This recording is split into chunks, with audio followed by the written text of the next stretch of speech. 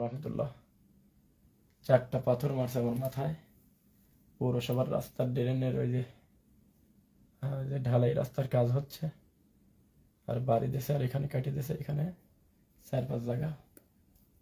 Doctor ওষুধ দিয়েছে আলহামদুলিল্লাহ। আমি যার মাহফিল নিছি, যত প্রোগ্রাম সামনে, যত কষ্ট হোক, আমি ইনশাল্লাহ চেষ্টা করবো আপনাদের আমানত ঠিক রাখার। আমার জন্য দোয়া করবেন। পুলিশ দায়িত্বশীল আচরণ করছে। বাঘা থানার ওসি ভালো আছে আলহামদুলিল্লাহ, উনি নতুন আসছে। সঙ্গে সঙ্গে 999-এ ফোন দেওয়ার পর তারা এসে উদ্ধার করে তাদের গাড়ি নিয়ে এসে আমি আমার বন্ধু মোহাম্মদ আলী বিন মুক্তারের বাসায় আমি এখন আছি। আমার মাথার পিছনে পাথর মারছে 4টা। তারপর অস্ত্র ওদের হাতে ছিল। আমরা আল্লাহ কিভাবে বাঁচাইছে এটা আমি এখন লাইভে বলতে পারতেছি না। আলাদা করে বলবেন আপনার পরিস্থিতি কত কঠিন। আমার সফর সঙ্গী সাকিব বিন ওয়াহিদ সে আহত হয়েছে। আল্লাহ সবাইকে হেফাজত করুন। আপনারা দোয়া করবেন। আমাকে বলছে যে আপনি কি মামলা করবেন। আমি বলছি না, যে ভাইয়েরা আমাকে দাওয়াত দিয়ে নিয়ে আসছে, তারা কি করবে তাদের ব্যাপারে আলোচনা করুক। আমি কারো মামলা করতে আসি নাই।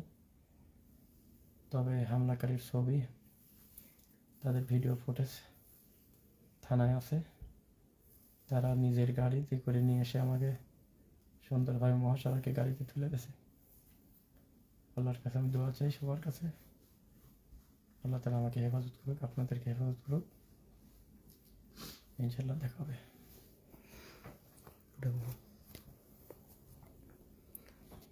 আসসালামু আলাইকুম রহমতুল্লাহ। আলহামদুলিল্লাহ, আমরা এখন নিরাপদে আছি। আমরা চলে আসছি এখন মোহাম্মদ আলী বিন মুক্তার ভাইয়ের এখানে। আর যারা আক্রমণ করছিল তাদের থেকে নিয়ে দ্রুত আমাদের পুলিশ রাজশাহী পুটিয়াদি পর্যন্ত পৌঁছে দিয়ে গেছে তাদের নিজ দায়িত্বে। ওখানকার ওসি নিজ দায়িত্বে আমাদেরকে অফারও করছিল মামলা করবেন কিনা, তো আমরা তাদের উপরে দিয়ে আসছি আলহামদুলিল্লাহ। আর এখন সুস্থ আছি। আর শায়েককে মাথায় আঘাত করা হয়েছিল, তো আমরা ট্রিটমেন্ট নিয়েছি। এরপরেও পরবর্তীতে আবার আপডেট দেওয়া হবে কি অবস্থা। এখন আলহামদুলিল্লাহ আমরা নিরাপদে আছি, সুস্থ আছি। শুক্রিয়া, আমাদের জন্য সবাই দোয়া করবেন। আল্লাহ আমাদেরকে হেফাজত করছে। আসসালামু আলাইকুম রহমতুল্লাহ।